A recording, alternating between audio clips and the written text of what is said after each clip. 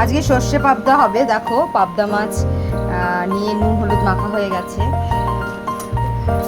আজকেও মারই রান্না নিয়ে এলাম। বুঝতেই পারছো পাবদা মাছটা ফোটের ঝোল, নুন হলুদ মাখানো আছে। আর এই রান্নাটা খুব সিম্পল, সবাই করতে পারে, কোনো মানে ঝামেলা নেই। রান্নাটা এখন বেশি মশলা নেই, খুব ইজি রান্নাটা করা যায়। মাছগুলো কড়াইতে দিয়ে প্রথমে ভেজে নিচ্ছি। এক পিঠ ভাজা হয়ে গেছে, এবার আরেক পিঠ উল্টে দিচ্ছে। দেখতে পাচ্ছি লাল লাল ভাজা হয়ে গেছে। এটা কালো জিরে, কালো জিরে ওই তেলে মাছ ভাজা তেলেই কালো জিরে ফোড়ন দিল, আর দুটো কাঁচা লঙ্কা। কালকে বলেছিলাম ঝাল বেশি দিয়ে দিয়েছে, তাই আজকে দুখানা মাত্র কাঁচা লঙ্কা দিয়েছে। এবার কি দিচ্ছ ওটা? সর্ষে।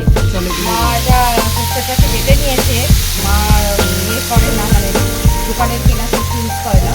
তার মধ্যে জল দিয়ে নিয়েছে, দিয়ে এবার এর মধ্যে সর্ষে গুঁড়ো পেস্টটাকে জল দিয়ে দিয়েছে, ঢেলে দিয়েছে। এবার এর মধ্যে এটা ফুটবে, ঝোলটা একটু ঝোল হবে। এইটা কি দিল? নুন। এর মধ্যে নুন, ক্যামেরাটা অন হওয়ার আগে মা নুনটা দিয়ে দিয়েছে। এবার দিচ্ছে হলুদ গুঁড়ো। হলুদ গুঁড়ো দিচ্ছে, নাড়ছে।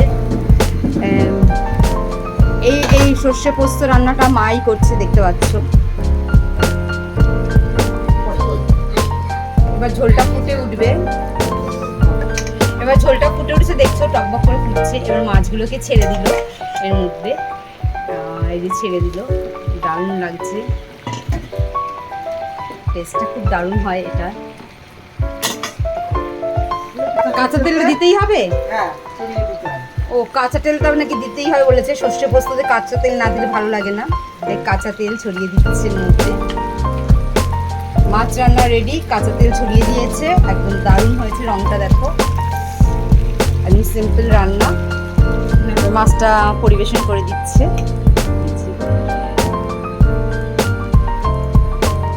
দারুণ রংটা যা সুন্দর হয়েছে না। আমাকে দিচ্ছে খেতে।